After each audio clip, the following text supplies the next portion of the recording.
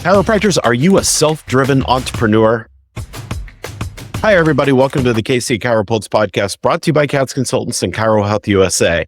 I'm Dr. Michael Perusich, joined with my co-host, Dr. Troy Fox. Troy, I'm telling you, this conversation, you and I started talking about this before we got in the studio. This is going to be epic. This is just, We're going to rock everybody's world on this, because if you're not being a self-driven entrepreneur, you're not even remotely tapping into your true strengths and your true ability to succeed. You're leaving prosperity on the table. 100%. And you are also really under realizing your potential for life. You'll be much happier. Once we get done with you today, you will be much happier if you follow 40% of the advice we give you. Because it's going to be phenomenal. We're going to talk about how to get where you want to go. And a lot of people really say they want to do that. And we go to a lot of seminars, and you go see somebody raw you into the next week. By Wednesday, it's all gone. And you're right back on Tuesday. Yeah, because you didn't make a change. You just got rah-rahed into thinking, hey, maybe somebody else is going to make a change for me, and somehow I'm going to benefit from this. It's like being a lottery winner. If you win the lottery, it's pretty easy because you really didn't have to do a whole lot other than buy the ticket. But if you were to build an empire, you actually have to do some work, and everybody knows that. It doesn't just fall in your lap. You just hit on something interesting, because how many people do we hear about that win the lottery and they just blow through all the money? Yeah. It's because they didn't have to work for it. They didn't have any skin in it. Mm-hmm. This is the great thing about being an entrepreneur, is you have skin in what you're doing. Yeah. And so the more you earn, the more skin you've got in the game, the more you learn how to be a bigger and better entrepreneur. I can't talk. I'm so excited. Yeah. But you've got to drive. You've got to be self-driven. It doesn't just happen. Somebody a long time ago, I don't even know who said this, but success doesn't come to you. You have to swim out to it. And I love that, because it just makes so much sense. It doesn't come to us naturally. We have to go find it. We have to go drive it into the bank. We have to go out and swim to it. We got to be a shark, always on the hunt, always on the prowl for those opportunities. We got to swim out to success. I've always thought of it as success comes with blood, sweat, and tears. If you're not doing one of those three, then you probably are coasting, which happens. We all do that. We all hit peaks and valleys. And that's very normal progression when you grow, is to hit peaks and valleys. And so that progression is okay. But I always know that when I don't have blood, sweat, or tears, one of the three coming, I'm probably coasting. And that means I'm not pushing myself and I'm not growing. And we're going to talk a little bit about that as well. I had somebody the other day tell me I was lucky that I was so successful. They said, you're just were in the right place all the right times. No, that's not really how it works. At least that's not how it's worked in my world. I had to work for it. The blood, sweat, and tears. Are you kidding me? You know how many times I've bled, how often I've sweated, and how many tears I've shed as I've gone through? That's the self-driven aspect of this. So let me ask you a question. And I think I already know the answer. How many times do you hear from other self-driven entrepreneurs or people that are high-functioning individuals, right? And they may not even look at it. I know some high-functioning individuals that wear like overalls every day and tennis shoes. Sure. And they're like high-functioning, generate all kinds of income. It's crazy. Sure. And they look like they probably just rolled out of their car. Yeah. Because that's where they're living. So how many high-functioning individuals, and most don't. I'm talking about more some rural types that really have made some decent, but they've worked their tail off for it. But how many high-functioning individuals have you seen that say this phrase, I can't, I'm unable to, or this doesn't work in my area? None. Yeah. And so what do we hear from clients that are failing or struggling to take that next step and get over the next hill? I'm unable or unwilling to attack this task, and I'm unwilling and unable to take this sacrifice to get to the next level. So if you're comfortable where you're at, man, I'm more than happy for you. Cool beans. If you want to see patients a day and you want to barely skim over the treetops and have to eat a peanut butter and jelly sandwich every day for lunch because you can't even afford to go out to lunch. Hey, I'm not telling you can't do that. You do what you want to do, and I'll be happy for you as an individual. I'm not going to scold you for that. What I am going to tell you is if you want to grow, you have to be in the game. You have to have skin in the game, and you have to take some risks and some sacrifices to get to that point. And if you're not willing to do that, then I can't help you, and that's fine. It's okay, but you can't tell me I can't give up my chocolate mocha latte every morning because I'm trying to save enough money to do so. Oh, I can't give that up. Okay, then I can't help you. Or you're trying to lose weight and it's 1,200 calories for that little drink. You can't give that up. Okay, I can't help you. So if you can't take the risk or you can't take the time to learn maybe a new service in your practice and you're like, oh, I can't do anything else or that wouldn't work in my area. Okay, I can't help you. It's real simple. I'm not going to fight you on it because I can't drag you kicking and screaming to the well. And we often hear that manifested in things like, that won't work in my town. Yeah. It comes across as these funny excuses. So I just wrote this down based on what you said. This is going to be the title of my next book. Failure is not an option because I don't like peanut butter sandwiches. Boom. Yeah. Boom. That's it. I think that will be on the bestseller list almost. It's going to be on the bestseller list. Hey, we got to take a quick break and listen to a word from our sponsor. But I want to come back, Troy, and you and I have just thrown a few things down on paper. I want to talk about some of the steps that are involved in being a self-driven entrepreneur. Absolutely. And for you guys listening, as we come back, we're also going to talk about why people that are successful continue to be successful once they figure out how. And I'm going to tell you this from a brain center standpoint because it's actually neuronal how it works. Yeah, this is going to blow your mind. Yeah. All right, everybody. You're listening to the KC CHIROpulse Podcast brought to you by Katz Consultants and Chiro Health USA. We're talking about being a staff-driven entrepreneur. We'll be right back. In today's economy, every dollar counts. Families are facing tough choices, having to reconsider what was once essential to them. But when it comes to healthcare, no one should have to compromise on their well-being because of financial constraints. That's where Chiro Health USA steps in, the solution for your practice. We understand the financial pressures families are under, whether they're insured, on Medicare, or paying out of pocket for treatment. By offering discounts on care, you can ensure that your patients can still afford the treatment they need. At Chiro Health USA, we're committed to making sure no family has to sacrifice their health due to financial hardship. We'll work with you to create a game plan that keeps your waiting room full and your practice thriving. And here's the best part. Offering affordable care not only benefits your patients, but also positively impacts your bottom line. So why wait? Join Chiro Health USA today and join the ranks of the most successful practices. Because when you put your patients first, everyone wins. All right, everybody, we are back and ready to blow some minds here. We're talking about being a self-driven entrepreneur. And Troy, I'm just going to dive in here because you and I, this is our first step in anything we do. You have to develop, number one, you have to develop a clear vision and have great solid goals. Yeah, 100%.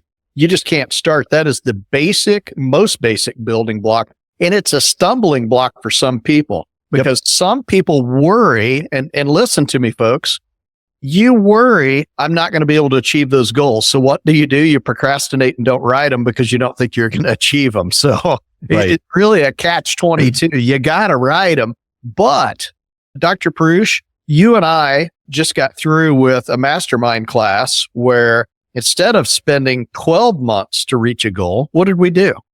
It's the 12-week year. Yeah. And if you haven't read this book yet, phenomenal. It's incredible. It's a life-changing book because what it does is it helps you create goals that are motivational. Why? Because you're working on them over a quarter, not an entire year. And it shortens up the time frame so much so that your goals become much easier to meet because you get rid of all the fluff. There's no time to procrastinate. Forces you to take action. I almost think of it as my refrigerator's getting empty. I need to put together a grocery list and I better get to the store or I'm not going to have any food left. And honestly, it's almost like that kind of urgency when you do that. So goal setting can be really fun. And we do a lot of stuff with goal setting within CATS because we think it's that important that you do it. But man, it's like when you do it in the 12-week cycle, holy cow, it gets wild and woolly, but you're not writing as many goals, folks. So if you haven't read the book, lean and mean. But it's lean and mean. You're leaning it down. So that way, instead of putting a bunch of fluff in there, like you said, we're getting down to business. And that's what I love about this way. Everybody's looking for a better way to goal set. I think this is a really great way to do it. And it really gives you the opportunity to be successful. It's huge. Yeah. Another thing is, and this kind of goes along with having good goals. You talked about procrastination's born out of a lack of discipline. And that's the thing, you have to be self-driven, is you have to have discipline. Yeah. Is this where I jump in and tell you about the brain stuff? This is blow your mind good. So do it. But I'm telling you, if you're listening out there, and if you just heard me say that, obviously you're listening, but if you're driving or something, you might want to pull over for just a second because this will blow your mind. And I don't have the research in front of me, so I'm not going to name the brain center. This is new research. It just came out in the last couple of weeks. There's a brain center in the frontal cortex that actually expands when you, and I've used this terminology before, when you embrace the suck. In other words, you do things that you don't want to do. Now, here's what's wild about it. So Dr. Perusich hates running, and he goes out and he runs. And then all of a sudden, he starts liking it. His brain center expanded because he embraced the suck. It doesn't matter what you do. It's just embracing things that you don't like to do. It gives you a voice, and we're going to talk about that voice in a second. But what it does, it expands that brain center. Here's the bad news. The bad news is you have to keep pushing yourself. That's why when you see those top 1% entrepreneurs, they just seem to never slow down. You know why? Because they're pushing all the time and they're embracing the suck. Yeah. Because when they get comfortable, they push to the next level. Because what happens is when Dr. Perusich goes out and runs, and now he's running 3 miles every day, and he actually says, you know what? I like to go for a run. That brain center starts to shrink.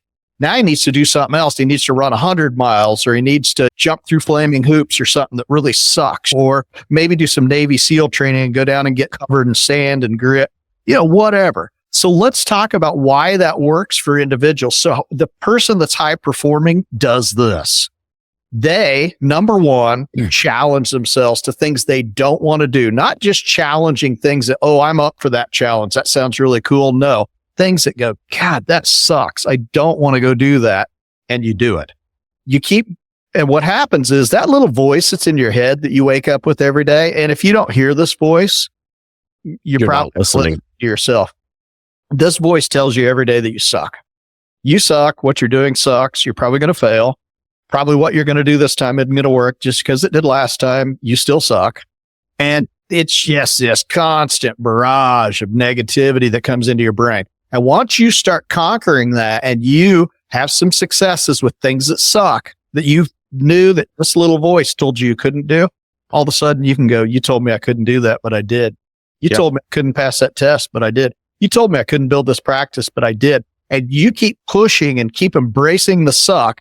That voice gets bigger and bigger. And that's how really good entrepreneurs become these confident individuals that know that they can conquer anything because they have.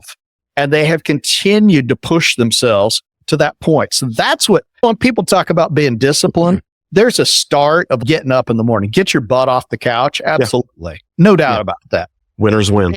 Change your lifestyle. Don't be obese if you're trying to tell people how to be healthy. There's just some simple little rules when you do that. But you got to embrace the suck to get there, but maybe not nearly as bad as you have to as you go along. So that's my rant about that. And that's new research. Hopefully, maybe in the next podcast, if you're lucky, I might let you know which part of the brain that is. But for now, you don't need to know. It doesn't matter. It doesn't matter. And they also are showing people have longevity and live longer because of that brain center being activated. So it's going to be a big deal. And we've all embraced the suck somewhere along the way. If you played sports, if you played basketball or football, did you love run and wind sprints? No, nobody does. I hated rolling around in the grass crap. Yeah, you do it because it's a means to the end. Did we all have somebody along the way who told us, you're never going to be a chiropractor? You'll never make it through school? Most likely. I know I did. Yep. Did you ever have somebody tell you, oh, you can't have a thriving practice there? I did. Right. I had several people tell me there's no way in the world you can build a successful practice there, but I did.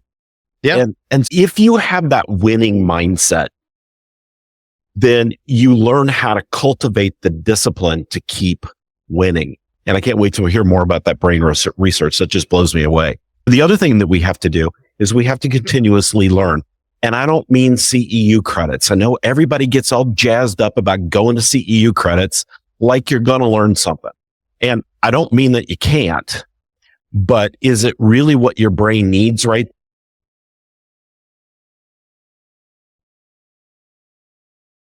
Then does your brain need to learn one more technique?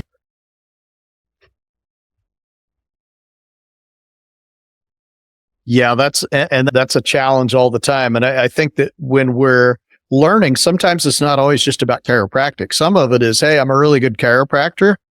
Here's the left voice. You suck at business. Okay. Get out of your box and challenge yourself. Yeah. Take some Google classes.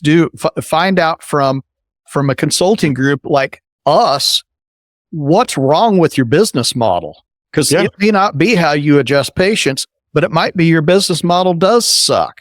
And you know what? Self-evaluation is one of the first things that we need to do. A lot of times we do what? Bury our heads in the sand. So for us to learn more, the first thing we have to realize is A, I don't know everything. B, I probably have some deficiencies in my life that I need to address. And guess what? That little pinhole that you're looking at that is saying that's the stuff that's wrong with you will open up into an opportunity as big as a dining room table. And some people go, I don't want to know that many things that are wrong with me. I want to know it all. I want to know everything that's wrong with me because I might be able to very easily cherry pick a few of those items and make my life way different or attack all of it eventually. But I want to know where I am deficient in my life so I can learn more. Yeah. So one of the ways you can do that, and I'm going to throw a short plug for Katz Consulting because we do an evaluation on the numbers of your practice, which are the window into your practice. And it's into the business side of it. It's into the functional side of how does everything work. And so we do this deep dive analysis into your practice. Some people don't want to hear what we have to say. Yeah. You don't want to know. It can be tough sometimes. Yeah. That the reason you're losing patients after the third visit is because your dialogue sucks. But sometimes you need to know. So some of this is a little bit of self-apprisement. You have to apprise where you're at in life, and you have to look at that, and you have to say, okay, here's what I got to change. And sometimes you need somebody to help you get to that point. Absolutely. So you've got to be that continuous learner, and you got to learn how to take initiative, just be proactive. There's so many opportunities. People say all the time, I hear this, my practice just isn't successful. Chiropractic doesn't build wealth anymore. Hogwash. You're missing the opportunities that are happening in front of you every single day. And how do we know? Because we're talking to doctors every single day, and I'm watching you guys miss these great opportunities to be successful in your practice. And it's not just you missing them, it's your staff missing them too. Mm-hmm. And so you've got to learn together to watch for these opportunities. So what am I talking about? Here's a great example. Patient comes in and says, oh my gosh, I'm sorry, I'm 20 minutes late. Can I still be seen? Yes, of course you can. Mm-hmm. What's going on? How come you're late? Every morning when I get out of bed for the last couple of weeks, my heels hurt so bad, and it takes me 20 minutes to get around. And what if your staff misses that? Docs, do you know what that is? That might be plantar fasciitis, right? Of course. So that's an opportunity. But if nobody ever says anything to the doctor about it, or if the patient says it to the doctor, but it's not the low back pain that you're working on right now, and you miss that opportunity, then that's not being proactive. That's not taking the initiative for your practice. Mm-hmm. And so those opportunities are always around, and people who are self-driven entrepreneurs are always watching for those things. And they'll take the littlest, tiniest, you just called it out a minute ago, little pinhole of an opportunity and turn it into a great big opportunity. Mm-hmm. So that's part of being self-driven. The other thing we have to do is we have to stay resilient. We don't build resilience into our practice, into ourselves, then when times do hit hard, when the blood, sweat, and tears are pushing us down, then we're not going to get back up. We've always got to get back up. We got to bounce back from adversity, because adversity is not a bad thing. It doesn't feel like a good thing when you're going through it, but there is growth that happens from it. We've got to learn how to be resilient enough to be able to accept that growth. And I think we see that often where people are just so beat up, they're paralyzed. Yeah. And I hate when I see you guys like that. Truth of the matter is, we've all been there. Anybody that says they haven't been beat up enough, but the sign of a great entrepreneur is you take a pause, and then usually what happens to me is then I get mad. First, I'm down on myself. And sometimes I'm down on myself because of something I've done. Sometimes I'm down on myself because of something somebody else said and I let it get under my skin. Sure. But when it comes down to it, usually what happens, I get mad. And then when I get mad, I'm going to prove you wrong. And at that point, you're in trouble, because now I am willing to do whatever it takes. In other words, I'm going to embrace the suck. I'm going to be resilient. And you're going to bounce back. I'm not afraid. Yeah. I'm not afraid to take whatever at that point. So I think that's an important distinction. And I think when you talked earlier about somebody that said, well, you just fell into this, it just came so easy to you. I think once you become a successful entrepreneur, you make things that really are more complicated than they look very easy as you're going through them, because you've done it, you've navigated it before. So you are able to take more and more complex equations, which to me, that's why that brain center expanding and then contracting, if I get comfortable, tells me that I need to continue to work harder to expand it more, that there's not just a glass ceiling that I'm going to hit. I can continue to expand that ceiling. I can be as big as I want to be. I can be the entrepreneur I want to be, or I can find a spot that I find that I'm comfortable as can be. And guess what? You can stop there if you want. You don't have to. You don't have to. So there is that opportunity for you to reach any level that you want to. There is. It's open to anybody. And sometimes I get asked, how come you and Troy and you guys are always pushing? You're opening a new practice. You're starting a practice. You're buying a practice.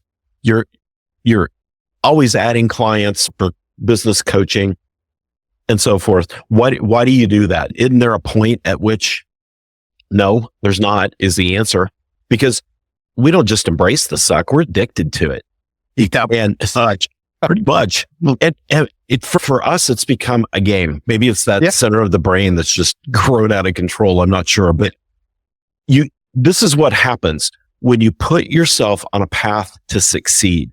When you learn how to be resilient and do all these things that we've been talking about, and you're proactive with your opportunities and you see every initiative around you.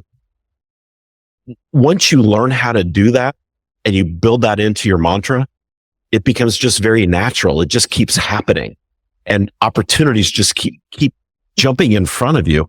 I don't care where you are in practice. There's no perfect place to practice other than where you're at right now. And you said a really great thing right there. It becomes a game. Every great entrepreneur I know, and I'm not talking about just in chiropractic, I know people in Bitcoin. I got a guy that moved to Vegas and flew his private jet back the other day to pick up some friends to fly out to Vegas to play golf. This guy, but you know what? Everybody's like, oh, he's so lucky. He came from a family that had money already. He built this thing from the ground up. He saw an opportunity and saw it as a game. How do I get to the top of this game? And when I talked to this guy, and I won't name him because I haven't asked him for permission to tell his story, but when he got to the top of his game, I actually sat down with him and I said, tell me just the coolest stuff of what you started to do, what happened, how did it happen, and what just blew your own mind while you were doing it because you embraced this thing. And he went through the whole story and I went, whoa. It's just so cool because it was like a big old video game to him. Yeah. He was like, how am I going to make this work? How am I going to get here? How am I going to get there? He turned what was a Bitcoin enterprise into server farms that are huge. He does data storage now. Yeah. And he started out as a guy with a few Bitcoin miners in his garage. And he now has server farms and is this big time businessman that flies around on his private jet. That's how you make it a game. And that's on a scale that even blew my mind. And there's one major point in there. He learned how to execute. Yep. And that's something you have to learn how to do if you're going to be a self-driven entrepreneur. You have to learn how to execute. And this kind of goes back to procrastination. We all know how to execute. It's whether or not we have the drive to do it. Right. So you want to add more new patients to your practice? Go execute a plan to bring more new patients in. It's that simple. You want to create more revenue in your practice? Execute a plan to make it happen. I see too many of you, unfortunately. You've heard of DNF, did not finish in a race, right? Mm-hmm. DNS a lot of times, did not start. Did not start. Talk game about how you want more new patients, but then you're not willing to put in the work to do it. Yeah. And see, again, okay, if you can't do that, then I can't help you. Honestly, that's how we together work with clients. And sometimes I bend your ear and bend your arm a little bit, because if I can't get you to move, if you can't move the needle, I can't help you. There has to be a little bitty fire inside of you that's ready to go. If it's completely out, I can't start it for you. Nope. And that's the important part of being resilient, is that you got to have that fire there. It's got to be growing in your belly. It's got to be there. And you've got to learn how to adapt and innovate along the way.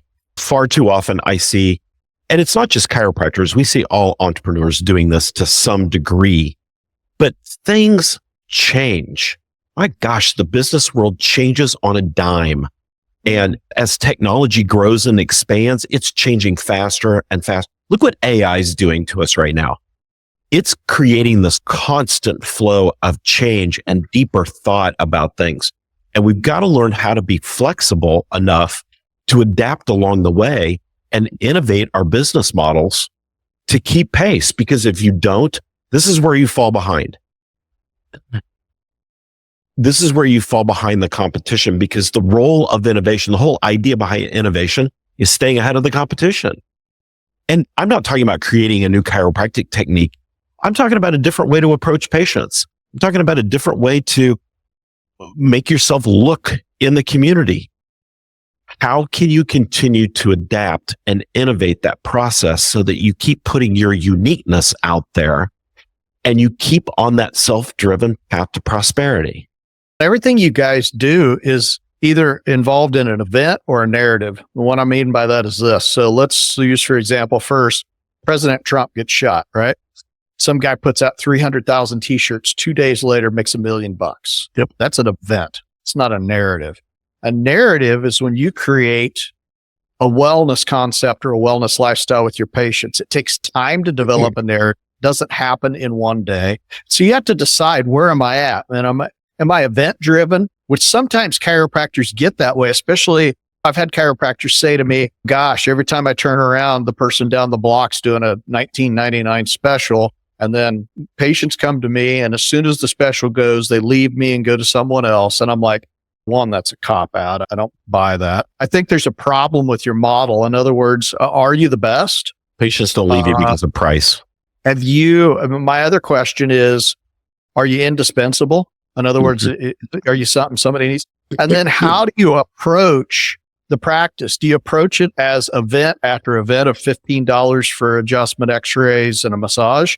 Or is it event, or is it more narrative driven?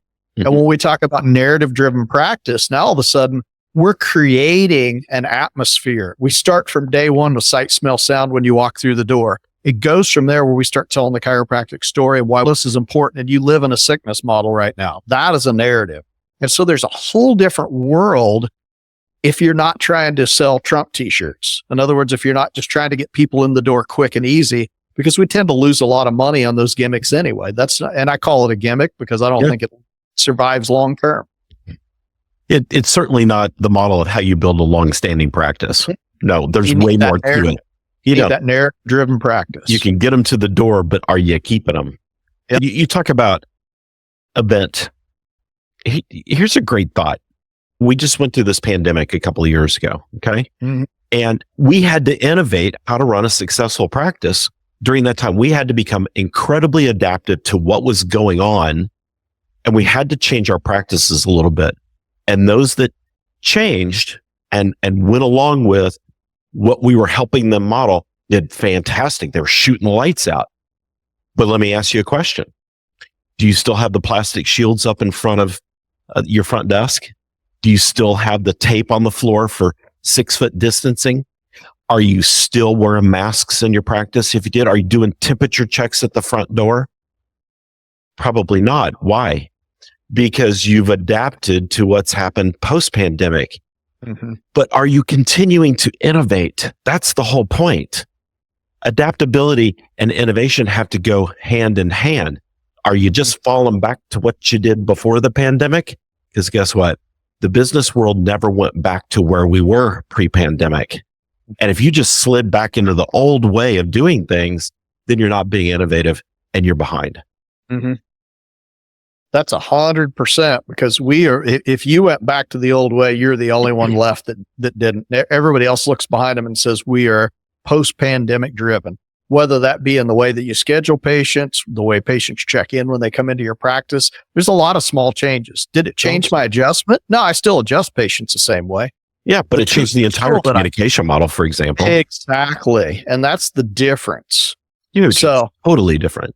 So, I mean, we could talk about this stuff all day long, but you've got to learn the tenets of being a self-driven entrepreneur. If you own a practice, you're not just a chiropractor, you're also an entrepreneur, and we have to run our businesses like an entrepreneur.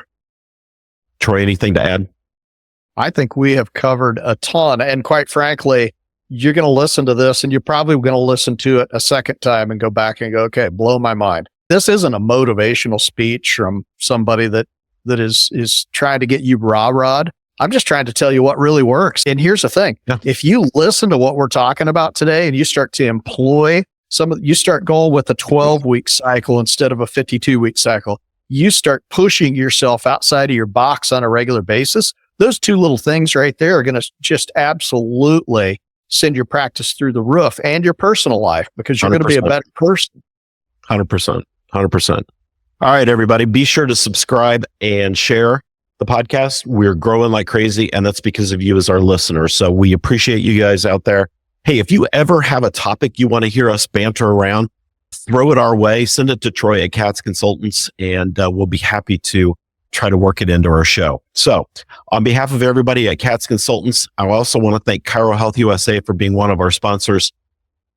Be sure to tune in every week, because we do this out of the love for chiropractic and the love for watching you guys be successful. And I'm going to add one more thing in. If you think we need a podcast theme song, let us know. We'll see what we can come up with. Yes, I think we need a podcast theme song. I think we need one. Ren and Stimpy had one, didn't they? Oh, they weren't a podcast, but who cares? If their cartoon had one, we need one too. All right, everybody. Who gets to be Ren and who gets to be Stimpy? We'll have to work that out off camera. All right, everybody. Thanks for tuning into the KC CHIROpulse Podcast, brought to you by Katz Consultants and Chiro Health USA. We will see you next time. See ya. Katz Chiropractic Consultants, your partner in chiropractic success. We are dedicated with one-on-one guidance to bring you all your practice management needs. Let's supercharge your practice. Give us a call today.